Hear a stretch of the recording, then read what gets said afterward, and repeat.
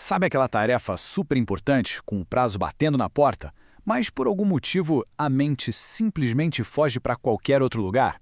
Pois é, isso é a procrastinação.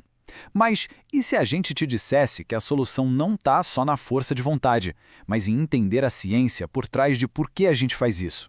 Bora mergulhar nesse universo. Olha só, Henry Ford, o gênio por trás das linhas de montagem, já tinha sacado isso há mais de um século. A ideia aqui é muito poderosa. Procrastinar não é só adiar, é na verdade perder um recurso que não volta mais. É uma perda que a gente não vê, mas que tem um impacto gigantesco na nossa vida. Mas afinal, qual é o preço real que a gente paga por sempre deixar para depois? Acredite, vai muito além de um prazo perdido aqui e ali. Vamos dar uma olhada nas consequências que ficam escondidas debaixo do tapete.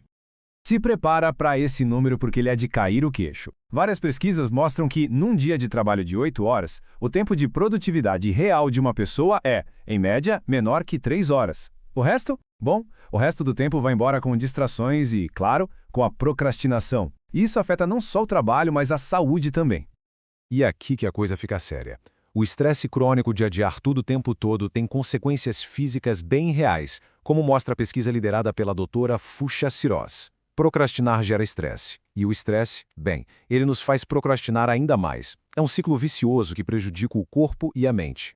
Tá, mas por que a gente faz isso com a gente mesmo? A resposta pode ser um alívio para muita gente. Não é preguiça, nem falta de caráter. Na verdade, é uma batalha que acontece dentro do nosso cérebro, uma batalha neurológica. E aqui está o pulo do gato, o conceito de inconsistência temporal. Basicamente, nosso cérebro evoluiu para dar muito mais valor a uma recompensa que chega agora do que a uma recompensa muito maior que só vai chegar no futuro.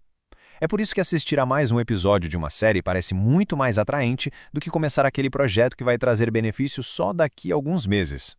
É como se existissem duas versões de nós mesmos em uma disputa constante. Tem o eu futuro, que planeja, que sonha e diz, eu quero estar em forma e saudável. Mas aí vem o eu presente, que vive do impulso e grita, mas eu quero um pote de Nutella agora.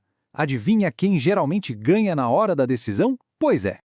Traduzindo isso para os cerebrês, é uma briga direta entre o nosso sistema límbico, a parte mais antiga e emocional do cérebro que busca prazer imediato, e o nosso córtex pré-frontal, o nosso CEO interno, responsável pelo planejamento.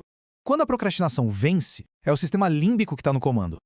Certo, o diagnóstico está feito. E agora, o que fazer? A boa notícia é que existem estratégias e sistemas muito eficazes para a gente ajudar o nosso córtex pré-frontal a vencer essa batalha. Bora colocar ordem nesse caos. O primeiro é o método Ivy Lee. A simplicidade dele é genial. A ideia é, na noite anterior, decidir as 6 coisas mais importantes do dia seguinte e colocá-las em ordem. Assim, a gente elimina a paralisia da decisão pela manhã. É foco total na primeira tarefa, depois na segunda e assim por diante. Isso cria um impulso, um ritmo.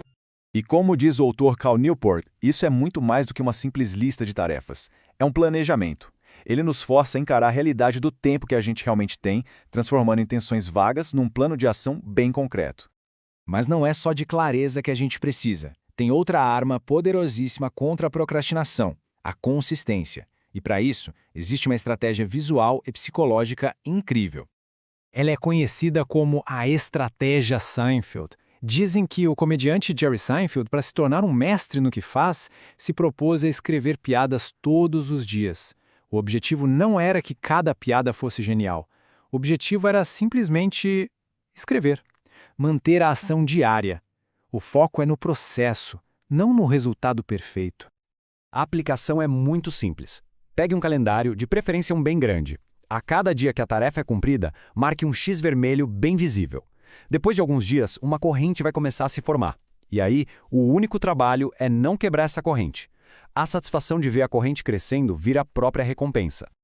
Ok, métodos assim são fantásticos, mas para uma mudança que dura, que realmente se sustenta, a gente precisa ir um pouco mais fundo. Não é só sobre o sistema, é sobre a mentalidade.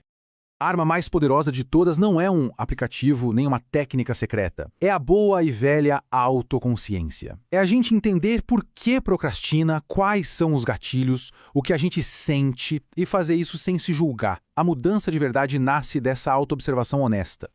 E isso nos leva a uma ideia que parece contraintuitiva, mas que a ciência comprova. O poder do auto-perdão. Olha que loucura. A culpa e a vergonha por ter procrastinado só nos prendem mais no problema. Elas geram ansiedade, o que nos leva a procrastinar de novo para fugir desse sentimento. Se perdoar quebra esse ciclo. Permite que a gente siga em frente de cabeça limpa. E essa ideia não é nova não. Lá na Grécia Antiga, o filósofo estoico Epiteto já tinha matado a charada. Ele falava em um autoescrutínio aplicado com bondade. Ou seja, não é sobre ignorar os próprios erros, mas sobre analisá-los com a intenção de aprender, de melhorar, e não de se punir.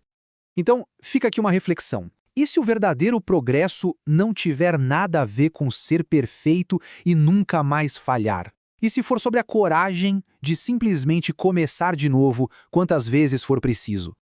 Porque no final das contas, o objetivo não é nunca falhar, isso é impossível.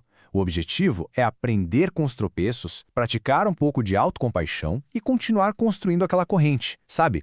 Um dia de cada vez. Esse é o caminho.